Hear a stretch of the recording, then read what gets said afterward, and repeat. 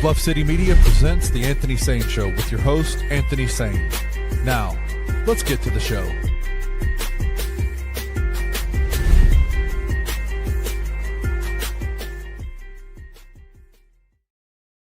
What's going on, everybody? Welcome to the Anthony Sain Show. This is, of course, your host, Anthony Sain, here with my guy, man. We had to get Kenny ass up out of here, man. My guy, Parish Sharkey, is in the building. Y'all know him, man. You might know him from, I know it's been too long, man. You might know him from Bill Street Bears, writing articles over there, man, doing his thing. You might know him from the podcast that he still owns, but like a boss, he don't be on that joint. You might know him from doing all kind of stuff, saving the city out here, man. You know what I'm talking about, from the inside out. My guy, Parish Sharkey, is in the building. Parish, what's going on, my brother? Ain't nothing much. Just kind of, man, glad, man. Season right here. Hey, bro. Here. Pretty much we here. Go ahead. Hey, that month turned into some weeks real quick, and now that weeks is feeling real close. I'm hearing people talking about counting down to the regular season. I don't care nothing about none of that, bro. I don't care what kind of game it is. Countdown to media day. If a Grizzlies basketball, exactly, media day, bro. We back. We back, bro. Media day is Monday. Then after that, you got preseason games coming up. You know what I mean? They start playing basketball, bro. We back. I don't care whether it's count or not. And then you got open practice coming. Yep. I think next Saturday. Next Saturday. Yeah, man. Yeah, sign me up for all that, man. The first three preseason games are at home. The following week. Oh, bro, man, we back, bro. Like, we are back. Grizzly season is upon us, man. Had to get my guy Parish on with me. We are not live today, as you guys know. Still, make sure y'all come in, especially once this joint turns into a regular video on YouTube. If you're watching on Twitter, retweet this joint. You're watching on Facebook, share it. Man, get us out here, man. Get the algorithm rhythming, man. Let it do what it does, for sure. Parish Sharkey, of course. We call him the third host of the show, man. But you will see Parish more as the season goes on.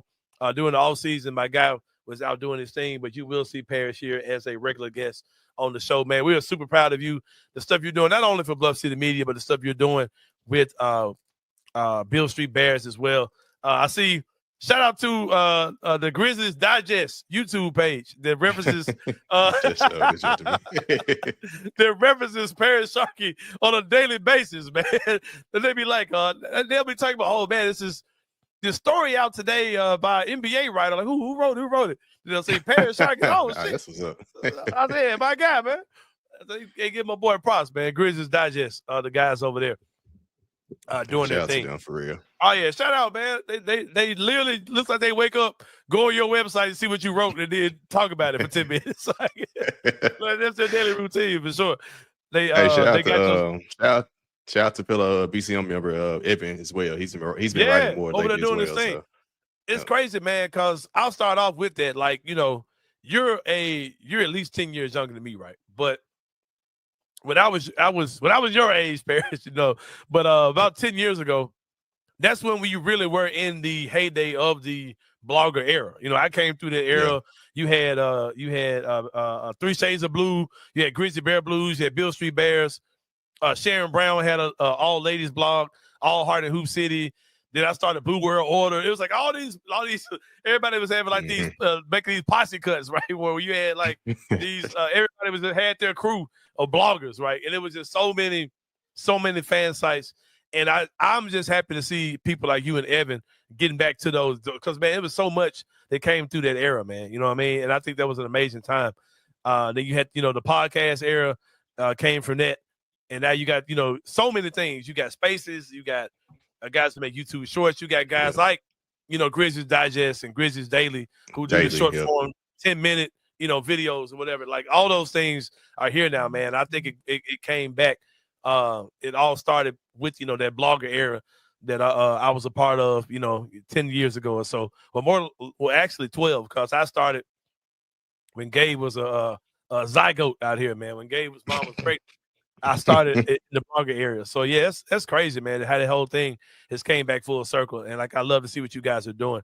With that being said, Paris, let people know some of the things that, like, as a person who has a full-time job and you grind on the side doing this and you're in the locker room, what are some of the things that people may assume, well, it's probably this way when you're in the locker room, but it's nothing like what people think? I can think of some off top, Mm-hmm. but what are some of the things you think are different than what people may think?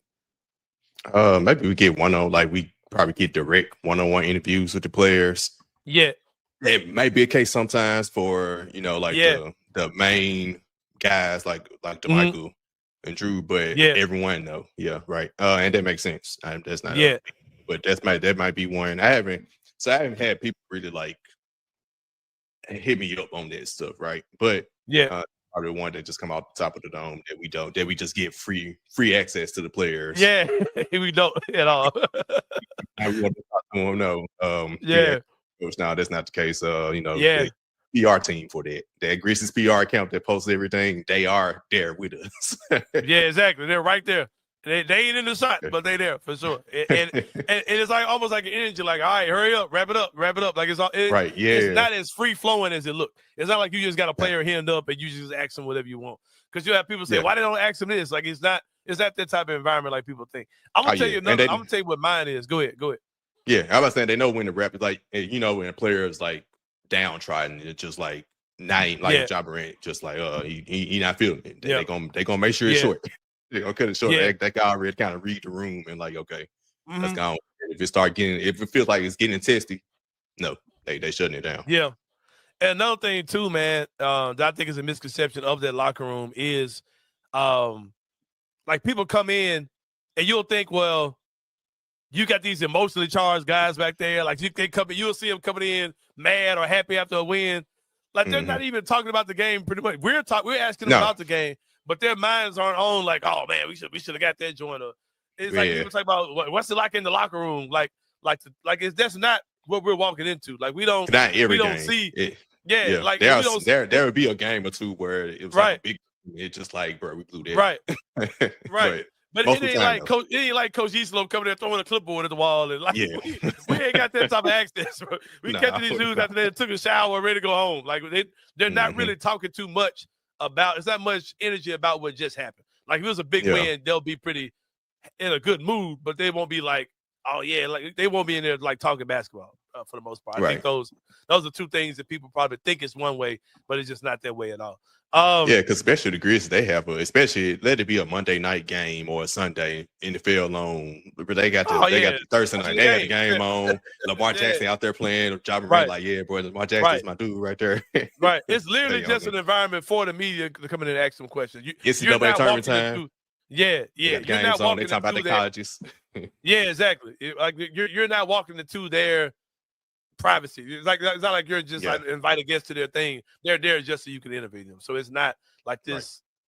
Right. Oh man, I'm in here while they're talking about this. Like it's none of that type of stuff going on at all. But enough of that stuff, Parish Sharkey. Like we are preparing for media day, so those are some of the things I want to put out there so people can kind of see how that whole thing goes down. Media day is coming up on Monday.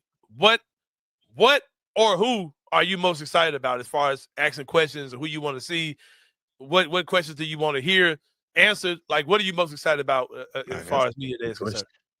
That's a good question because I really ain't thought too deep. Because this team, I guess with this team, I don't know. I think it's a general excitement. It's a new team, right? Well, not a whole new team, but this is different from previous years where there was a major change with the Desmond Bain trade. So you really it's really going to be a little different this year. I guess those big questions I'm just thinking about. I don't know, because like I guess with me, I've been in the locker room 2 years now, or been with the players 2 years now. So I guess it's like I didn't see Ja, I didn't see Jaren. So I guess some of the newer guys like Ty Jerome, who I'm trying to interest just to see how he feels about his role coming into a new environment. KCP, the veteran, hopefully the veteran that we've been wanting that truly is going to fit the mold of what we're trying to get with Marcus Smart. Just trying to see, where his mind is at, how he's feeling about everything. Also, I guess seeing the growth of like, and Jalen Wells he's great with the media, but just seeing a second year of Jalen Wells going to his like how he feels, how his rookie year went, the disappointment of how he ended with the injury, and just like getting ready for his second season. Zach Edey, those guys. I would say Cedric Coward, but I talked to him on draft night, so it's kind of like for the press conference. He's gonna piss me off. I'm ready to see you on the court now. Cedric Coward's gonna make me so mad, bro. Because he's gonna go up there and just be talking all eloquent and Like, shut up, you nerd. Like, I'm just thinking, how many times is Cedric Coward gonna piss me off? Like, all right, man, just talk regular. You regular, smegular, you smart ass. He know how to talk. Oh yeah, he's a brilliant. He's a great. Kid, man. He's gonna be amazing. Jalen Wells, they got some good dudes, man. I think it's just a general feel excitement level. I would say probably nobody else is at. Well, I don't want to give away questions. I guess with I show speed coming in and meet with Jabba Rennie and Jaron Jackson, I'll probably be interested to talk to them about that. That is a Drew Hill. That Drew Hill is chopping at the bit to talk to him about I show speed. I got he in there right now trying to screen out to Michael. Like fuck out of here, to Michael Cole. Talk about I show speed. Talk about. Drew can't wait to accept the hell question. Ready to get the ready. Speaking of Drew, I guess ready to get the short. The only John Conchar only getting like 2 questions, and they're not basketball related. Right, for the him his ass up. Shout out to Drew, man. yeah, Drew's a beast, man. That's my guy. But speaking of Cedric Coward, right? What do you think? What are your personal expectations for him? Because my thing is, dude, if you can defend. If you can be 6'6" with long arms, just do that. Like, do what comes with that, right? You know what I mean? If you can be 6'6" with long arms, be athletic, knock down shots, like I really think he could be a tremendous asset to this team, man. And like in the NBA, and in this era of the Zach Kleiman era, right, which included drafting Jaron Jackson Jr. He was the guy who pretty much spearheaded that happening. Even though he wasn't the GM, he was the guy who pretty much brought Jaron here. Ja Morant, Brandon Clark, Taylor Jenkins, removing Taylor Jenkins, Tomas Islo, like he is the guy of this core, of this era, right? And I'll call it the Zach Kleiman era. We've never had a time where we've had just multiple high-level perimeter defenders. And that's the way he's trying to build a team now, where you have a lot of them. We've got Jalen Wells, you got this is what Cedric Coward is supposed to be. You got KCP. Scottie Pippen Jr. has emerged to be one of those guys. Vince Williams. You got a few guys on this team. We forget about him. Poor Vince, you know what I mean? He's the forgotten. Oh, yeah, for sure. But he was one of those guys. Yep. Right. To have that many guys and you're building a roster like Oklahoma City Thunder or, Indiana Pacers, all those type of, we have those versatile, switchable guys, or New York Knicks who has, multiple guys like that that are high-level players, you know what I mean, where you're talking about on that team. But when you look at a guy like Coward, if he can fit into that mold and only just be a guy who can be, a guy who's a high-level defender, knock down shots, energy, athletic, all those type of things, if that's who he is, I think that's a win. Am I underselling who he could be, or do you think he could be a guy who could emerge to be that number 3 or that number 2 or that number 1 on this team for years to go? I mean, am I underselling him, or because I had people telling me that I'm shooting too high? I'm like, bro, what? But I think he's gonna be a fine role player in the league. Like, so where do you think he'll be? Is that your thoughts for his career or his rookie year? If in his career that's all he is, I'm good. If he's if he's Mikal Bridges, bro. That's what I'm about to say. If he's the guy the Grizzlies have been chasing, that's fine. If he's the guy the Grizzlies have been chasing for 6-7 years now, if he's that, I'm super excited about it, bro. Yeah. You know what I mean? Because those guys, that's really all they are. They're high-level defenders. They're long. They knock down shots. That's pretty much all they are. They're not guys who can score when they were asked to. When Mikal was, but they're not guys. They're not giving. Yeah, they're not giving them all the bridges and saying, "Hey, go get a bucket." Right. He's just kind of playing off other dudes and scoring. If he can be that, I mean, that's a freaking win. Am I underselling what it could be, or is he more like a Kawhi Leonard, or a Michael Jordan? You know what I mean? Like, what? How do you see it? You can start with the Michael Jordan. Oh, it's so funny, bro. Because he's clearly leaning into it. He's clearly like, yeah, I'm gonna be that dude.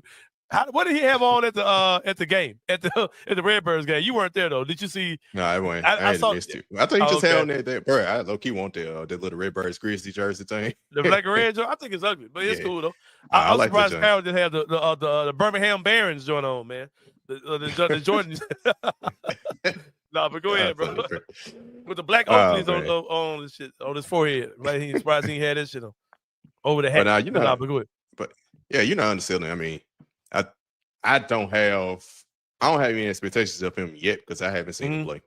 Right, so I haven't seen him play college. I ain't seen him do anything. No one has. Right. And he hasn't played since November last year. So coming into his rookie year for a player who's essentially going to be almost a whole year removed from the last time he played basketball. And then he only played 6 games of Division One. Like consistently, I guess Division One with Washington State. I don't know what to expect early in his rookie year. I really low-key don't expect him to be in the rotation to start the season just for that reason. I think G.G. Jackson is probably going to get more of the minutes in the beginning, especially. So you don't think he's going to be a rotation player? Sorry. In the beginning, I don't see. I mean, I haven't seen him on the court, so it's kind of hard to judge, right? Could he come in training camp and just show out and just prove that he should start out the gate? Sure, but I don't think that's going to be the case. Could he still be like a fringe or a back end rotation, that 10th man? Sure, but I think it's pretty much him and GG kind of just battling out. Yeah, that's what it feels like. Because you kind of know the starting 5, where we assume Zach Edey is out and we assume it's Jaren is there. So we know the Ja, KCP, Jalen, and Jaren. And then center, Zach Edey is gonna be out. So you're saying Jock Landale or Brandon Clark. Whoever doesn't start, that's who's coming off the bench behind that person. Santi Aldama and Ty Jerome, Scottie Pippen Jr. So that's your 9. Is Tumas going to play 12 guys like Taylor Jenkins did early last year? Probably so. You know what I'm saying? We'll see. If you do that, yes, he'll be in the rotation. But I'm thinking about, you're talking about regular season game 1. I'm thinking about preseason. I'm thinking the preseason they're going to try to preseason play. Almost said break him. I think they're going to try to play him a lot. I think they're going to try to see what they got in him, early. And I think that if he works out, he'll be, in that mix or whatever. How much pressure do you think is on Jaren Jackson Jr.? I have high expectations on him. He has to be good this year. You got rid of Desmond Bain, who was a 20-something point per game scorer. You have people who say, well, Jaws 1 and Jaren's 2A or 2B, or he's 3 or he's 2 or whatever. He's clearly number 2 on his team now. He has to be. Yeah. Do you think that Jaren will be able to answer that call on both sides of the ball? Will he be able to stay on the court because of injuries, stay on the court because of foul trouble? Do you think he'll be a guy that can add, another offensive wrinkle to his game? Do you think he'll be at the rebounding? Do you think Jaren's going to be able to answer that call? Because the call is there. He's going to have to be – he's going to have to step his game this year. Yeah, he got paid. He's got that pressure on him. Plus, he's got the pressure like, man, you are the number 2. John Jaren, those days, we're back. You know what I mean? So how do you think he'll be able to answer that call? Yeah, I mean, I definitely, I'm just thinking back to and you've been on people about this. People need to stop acting like Jaren hasn't been good, right? Right. His last 2 years were great. Like his last year until that late season, that was he was going crazy. That was 1B, 1A, 1B Jaren right there, right? Yeah. Do I think he has to call? Of course. Had Jock kind of feeling the kind of way a little bit, right? My whole thing with Jaren is right. My whole thing with Jaren is and that's the thing. The Grizzlies, are they good enough? And I believe they are, as long as Ja Morant, and that's a whole different story. If he's healthy, they make the playoffs. That's what Jaren has to answer the call. Regular season is fine. I know he can do the regular season. Playoffs, his playoff numbers, they like 16 points on 39% shooting. His playoff numbers suck, and I think foul troubles. He's always in foul trouble. I would say with Tomas Isolo, I think I wrote about this. I wrote so many articles. I'm pretty sure I did write something about this. His foul troubles. Tomas, I would say this: he allowed them to play. So the problem we had at Taylor Jenkins was he fouled Jaren out himself. I won't ever forget that game against Orlando during the injury riddle year where we it was Orlando or somebody. It wasn't Orlando because we beat them. It was a game we lost. He got his 5th foul. And Taylor Jenkins took him out with 3 minutes to go with the game tied. They put it back in with a minute and a half to go. We was down by 6. You lost the game, right? Tomas Isolo, I think he got 5 fouls early the 4th quarter. He was still out there, right? He's making him play. He has to learn how to play. I don't expect him to all of a sudden stop fouled.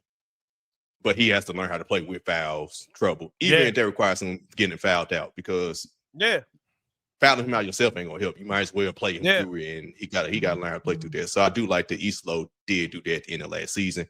And I think that's only gonna help him going to this season when he does get into those inevitable foul trouble situations. If the Grizzlies have a good season this year, they're a team that wins 50-something games, they're in the top 4 in the West. If they have a really good year this year, How do you think the response to that will be? Would it be because will people be saying, man, John and Jaren played a lot of games and they took their game to the next level? Well, let me break those down. Would it be Ja played 60 games, he took his game to the next level. He was looking like an MVP level guy again. Jaren did the things, he answered the call, did the things we just talked about. Or how much of that will be, man, Tomas Isolo really could coach and he really took this team to the next level. What do you think the response will be? National perception, Ja Morant. Yeah. It's gonna be all Ja. Especially if Ja Morant does have that type of season. Because I think all eyes on Ja more so. Yeah, Jaren got the big contract, everything. But everybody, all things I've seen from national people, has just been Ja Morant can't stay healthy. Ja Morant, can he return to that form? That's been the question throughout the biggest question throughout the whole offseason, right? If he returns to that 2021, 2022 form, but play more games, because even that year he missed 25 games. So you still, you're right. He can't miss. They really can't afford for him to miss 25 games. If they want to be a true, like, legit playoff team. So it's going to be Ja Morant. I don't think, because you could kind of tell, like, even Taylor Jenkins, it was just a big shock. So I don't think they're going to necessarily try to give too much that credit. It's going to be more so Ja Morant return to his form. Now, could it be like a combine where 2 months Islo unlocked Ja Morant? I can kind of see that, where they kind of plug him, because they kind of mirrored them together, but it'll be mostly Ja Morant, especially with the rollout, the shoes. This be his true redemption. I think I heard you say before, his true redemption year was this year. Yeah. We thought it was last year. It'll be truly this year. Hey, this is right. Yeah, for sure. Well, Parish, I appreciate you coming on today, man. I'm gonna let you get about this joint. This is my man, Parish Sharkey, man, Grizzlies beat reporter for Bluff City Media. You also been checking out his work over there on Beale Street Bears. But we're about to take a break. Before we do that, gotta give props to my guy, Reggie Alexander. My guy, Rich Alexander. You see him, man. Big dog, man. Kenny, where you been? Kenny, why you on the screen, man? My guy. What's up? And then the man muted, man. 20 years in the business. Your best control, my guy, Rich Alexander. Very intimidating looking brother, man. We were giving him shit on yesterday's show, man. Got a homegrown business from a born and raised Memphian. Committed to excellence by applying human and pet-friendly products that are safe and highly efficient to meet your pest control needs. I can see Buzz coming in. Oh shit, man! Here comes Debo. Lining their ass up. Look at that man. Hey, I thought the man was dropping bait. I think that man just scared the shit out of the mice. He was walking around. He came in, flexed. That bait was dropping shit. There was a book. They just got about this joint, man. But seriously, man, Reggie is a super professional guy who has a lot of passion in what he does. Constantly checking on me and my situation, man. And make sure y'all check him out, man. My guy, Reggie Alexander at Grade A Pest. But, man, before we go to break, man, one more thing, man. Shout out to FanDuel, man. Hey, we powered by FanDuel over here. Hey, we got some numbers for y'all for the Grizzlies, man. If you think the Grizzlies going to win 45 games, man, I'm about to, Hawk smash that point 225. I might throw a quick little 100 bun on that, maybe make me a quick, you know what I'm saying? Maybe a quick little 200 right quick, man. If you think they're going to win 50 games, I slick want to throw some on that, Kid Summerfield. You get 6 times your money, man. I don't blame you. 6 times your money. Hey, after Parish Sharkey came in here and lit this place on fire, man, got me excited, man. I'm thinking it's 55 plus, baby. Hey, shit, go on do it, dog. Go on do it. Go on get signed for the Indian, man.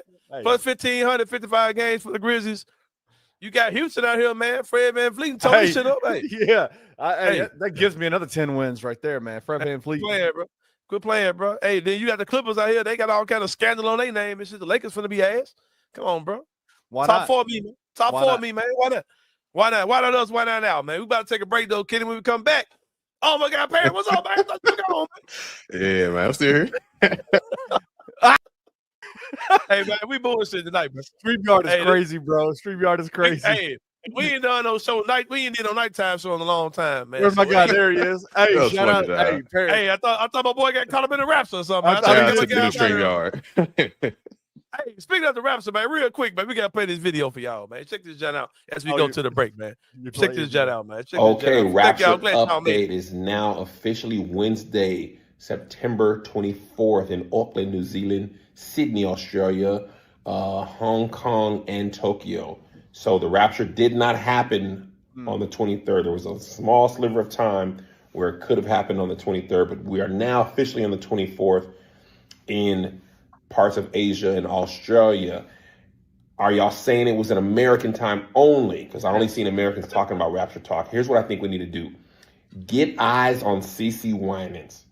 Who is around CeCe? I believe she lives in Nashville. So CeCe's on, I don't know if Nashville's on Eastern time or Central. I always get confused.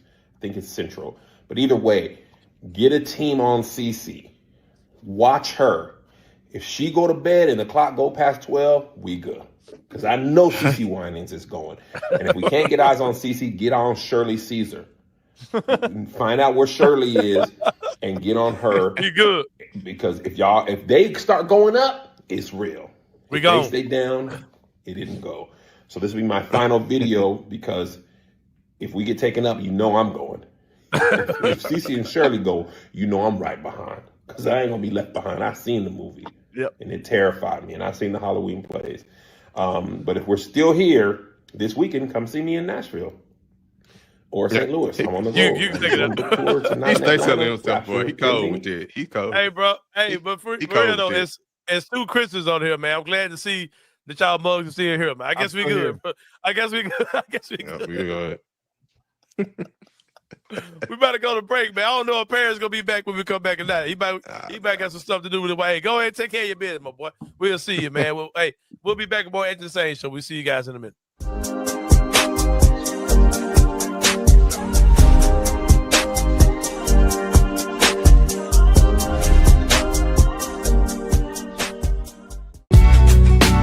In the heart of the Highland Strip for 27 years, Trilogy Tattoo has helped tell stories for Memphians for generations. Located at 530 South Highland, Richie and his team are waiting to help you tell yours. From tattoos to piercings, your body art should be as unique as you are. Voted a Memphis Flyer top 3 tattoo shop in the city of Memphis since day one. Your story will be safe here at Trilogy Tattoo. Open 7 days a week, Monday through Saturday, 11 to 11, and 3 to 11 on Sundays. They have convenient times waiting on you. Let Trilogy Tattoo help you tell your story.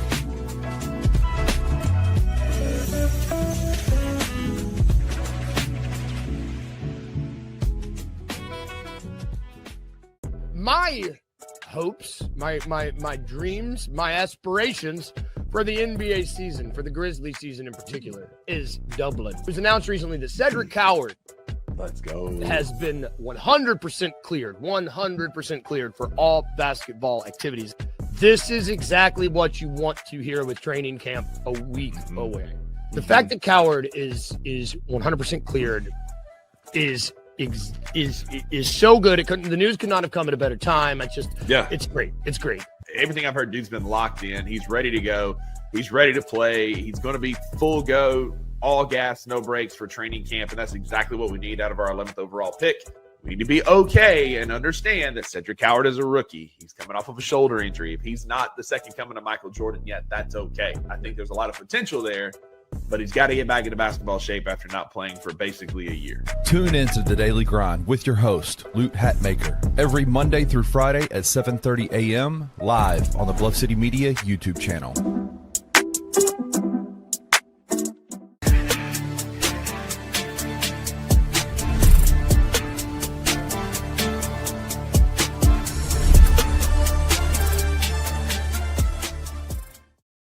All right, y'all. Welcome back to the Anthony Sain Show, man. Shout out to my guy, Parish Sharkey. We ain't rock with the 3-man team in a minute on y'all. That was good nice. As hell, man. My guy, man. My guy, Parish Sharkey, man. Then, of course, StreamYard do what they do. So, we had to deal with that shit. But, yeah, let man. Me tell you about StreamYard real quick. StreamYard, you have to press a bunch of buttons, run through a bunch of hoops to make things work properly. And if it just so happened that you're pre-recording a show at 9 o'clock at night after you've podcasted for 17 hours that day already, and you forget to press a button, everything goes haywire. So that's my fault. Yeah, man. To hell with StreamYard. It's all good though, bro. I ain't gonna put that on a user error, man. I'm gonna put it on StreamYard, man. But somebody else that I will not give credit for making mistakes, man, is our good friends at Trilogy Tattoos, man. 27 years in the business, out there on Howland, man, doing their thing for a long time. My guy Richard Jarvis had a vision. That thing came to life, man. Been running that joint for 27 years. big time business going down at Trilogy Tattoos. Every tattoo on your body has a story behind it, man. You ain't just wake up one morning and say, I'm gonna go get a tattoo of a goddamn Bluff City Media cartoon, but my guy Wayno that I lost on the bet. No, you ain't doing that, man. And if you did do that, you would go take it to the best, man. Trilogy Tattoos, like my guy Kenny Stubblefield did. He lost the bet, got the tattoo put on the back of his leg. It's gonna be there for life, man. But my wife asked me tonight. I'm heading out to Fort Worth today and going to a big event that I have to go and record. And it's a corporate event, so I got to dress up a little bit. I got to look pretty. And she asked me. She said, "You gonna wear your black V-neck T-shirt?" Yeah. She said, are they going to let you in with hideous tattoos on your legs? And I was on your leg. And I was like, my tattoo is not hideous. Number one, yeah. My wife is not a fan of this tattoo, by the way, of the Bluff City Media tattoo. She shouldn't be, man. She shouldn't be. She shouldn't be. It's egregious. But hey, the things we do for Ja Morant, right? In the name of Ja Morant, man. And Ja we trust. And Ja ain't got a rapture for us, man. He ain't got a heaven or a hell for us, man. But the things we do for these players, man. But let's get into it, man. It's a 3-pointer, man. We talk about 3 things going in the world of sports. Number 1, Zion big ass and lost weight again. Man, feels good. All right, looking good, talking good. Hey, shout out to Zion, man. Play the video, man. Let it speak for itself, man. Yeah, here it comes. In New York tomorrow, and I'll be in. You know what I'm saying? Scream, y'all, man. From boxing to working out on the football field boy a lot. Chop, he got rid of that little boy haircut. It's just different, random. StreamYard, man. StreamYard after hours, bro. That's what it do, man. Look at that man looking. Look at that man's face. He look good, man. Zion started to look like a man. Remember he had the little boy cut, them little crazy little parts on the side. Your ass froze too. Shit, man. Hey, man. Anyway, Zion look good. Let me see if I can get up out of this. Kenny froze. Everybody froze. Woo. Zion look good, man. Zion look good. I ain't gonna hold you. He looks good. And I'm gonna tell you talking about Parish was telling locker room stories, right? We were talking about how the locker room is different. Yep. I'm gonna tell you one time I do remember players talking about the game they just got out of was when Zion Williamson was in New Orleans and they beat our ass. Yep. And I saw Brandon Clark and everybody was like, how the fuck do you guard this dude? But hey, healthy Zion Williamson is one of the scariest players I've ever seen. Rookie year or second year Zion? Might have been second year Zion. No, it was rookie year. Rookie year Zion was scary, bro. And that year he made the All-Star game, he was even scarier. Like, if Zion's healthy, that Pelicans team, he's going to raise the floor of that team. He's good. He's a really good player, man. And my question is he really healthy, or is he just not played a lot of basketball in a while? Is he on Ozempic? Is he? I mean, you can feel good when you're not having to run up and down the floor 82 games out of a season. Like, my question is can his body sustain an NBA season? And it doesn't seem like it can at this point. Yeah, well, I hope he can, man, because I'm pulling for Zion. I hope he does. I like Zion. I hope he does well. But I'm pulling for him, man. Fuck him. Fuck it. Number 2. Do we have a fan news for that? No. Number 2, man. What we got, man? What we got coming up? Bruce Pearl walks away. Got up out of here. I ain't heard nothing, bro. This is so weird to me, and I ain't heard enough people talking about this. We did not get to talk about this yesterday or the day it happened, but it's so strange. Like, why? I've always assumed that Bruce Pearl was a freak ass dude, so I'm thinking some freaky shit got to do with this. But I hate to put that on the man if it ain't true. But why is he retiring? Has anything came out as to why he's retired? I don't know if you've been hearing him lately, but he has gone extremely political, and so. And so he's preparing to run. He's preparing to run for the Senate. He's about to stop coaching basketball to run for the Senate. For what state? Yep. Yeah. Tennessee? For Alabama. Oh, what the hell am I talking about? I've been vaping, man, so my mind ain't really where it's supposed to be. You're good. Here's my frustration. Here's my frustration, and I hope I'm not. My internet is acting a fool, so I don't know what's going on. But here's my frustration. I remember. Do you remember the talks when Bronny James got drafted, and everybody's screaming nepotism? Yeah, LeBron James. The nepotism is run amok with LeBron James. The egregiousness of Bronny James getting a roster spot. That a top high school basketball player got drafted in the NBA. Yeah, he got drafted. What a shame. How crazy is it this? He retired. Bruce Pearl walked away from the Auburn Tigers 45 days before the season started. Yep. And handed the job to his bullshit son, Stephen Pearl. Was his son an assistant on the his son? Of course, his son's an assistant. His son is now the youngest Division I head coach in college basketball. How do you do that? Like, how do you hand an SEC job to somebody? Because how is Auburn going to go and get a new? They're 45 days before the season started, man. It's So way too late. You think he did this on purpose? 100%. Yeah. 100%. Yeah. And the problem that I have with it is Bruce Pearl went on a tirade about LeBron James and nepotism. Oh, wow. I wasn't aware of it. I was not aware of it at all. Bruce Pearl is a con artist, bro, to the highest degree. I've always thought it. Take his ass up, man. The hypocrisy. There is nothing I stand that I can't stand more than anything is people being absolutely hypocritical in every way. And this right here, like Bruce Pearl, congratulations. Go do your thing. You deserve to be retired. Mm-hmm. You've been coaching forever. You've made a shit ton of money. Go run for Senate if you want to. Go and be the culture warrior for the right that you want to be, that you want to be. But the hypocrisy of crying foul for LeBron James and Bronny James, then to turn around and hand your son an SEC coaching job where they were the number one team in the country for a large portion of the year last year. Yeah. Yeah, man. That shit crazy. That shit crazy for real, bro. Like when I saw that, I was like, bro, how this man retire and just give his son the job? It's kind of like when Cal retired, he tried to give the job to one of his assistants. When they're like, nah, bro, it don't work like that. We better go hire Josh Pastner. Yeah, we got Josh for it. Crazy, man. Yeah, Crazy. man. Move on. Number 3. Here we go. Crazy story. Crazy story. And we couldn't even get my boy to play, man. The Tigers, the big man. Dane Danger. Right? Danger. Can you get my boy Dane Danger clear, man? I just do get clear. And the bad part is I don't know this kid's name. I don't know anything about this kid outside of the fact that from what I understand, he was a G League Ignite guy before the Ignite shut down. What I read and the stories off the face value, I sent this to you this afternoon and it was like, oh my God, this is the craziest story ever. Because what it but does it's really is not based on what you're saying. It sets precedent, right? G League player who is a professional player being paid to play in the G League has now been granted NCAA eligibility. But didn't somebody else do the same thing though? No, this has not happened before. Yeah, it was. No, the G League Ignite. But he didn't play. Yeah, but he didn't play. I know you're saying. Yeah.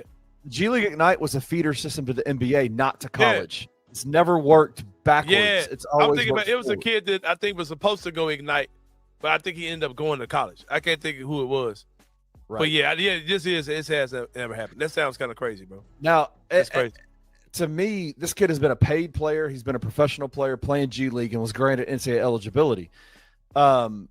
What's weird about it is, and I've been doing some extra reading on it since we talked about it this afternoon, and it's that basically this kid came through the NBA Africa system. So the whole NBA Africa program that they have, he came over on that system and was put on the Ignite team. And from what I understand, there's been a large influx of these international kids from out of the country that have played professional ball in other areas. Memphis has 2 of them this year. 2 big men that have played professional ball. Serbia, one guy was in Serbia, an African kid that was in Serbia. Well, how many gonna knock this? We got some dudes in the play pro too. It's because it's the G League connected to the NBA. Right? Like that's the difference. That's the weird difference on this. Crazy. Is that he's been here for a while. And so my whole thought process on it is the precedent that this sets, man. The NCAA is about to open themselves up to lawsuits and courtroom and all this kind of stuff forever because you've got guys like Dane Danger, Zakai Ziegler, all these different guys who have cases for. Yeah. And now this kid who literally played professional basketball in the NBA minor leagues is gonna be playing college basketball. Some super wild shit for sure. But Kim, we're gonna wrap this joint up, man. Because your internet tripping, mine is tripping as well. But yeah, we're gonna get through this joint. I'm trying to find the button to end this joint. Hold on, I'm about to do it myself. Y'all think I don't know how to do this shit, but I do. For Kenny Summerfield, for Parish Sharkey, this is your boy Anthony Sain. We out this joint, man. We'll see y'all tomorrow, man. We out. Thank you for listening to the Anthony Sain Show. If you enjoyed this episode, leave a rating and a review wherever you download your podcasts. Also, like and subscribe to the Bluff City Media YouTube page. We'll see you back here next time.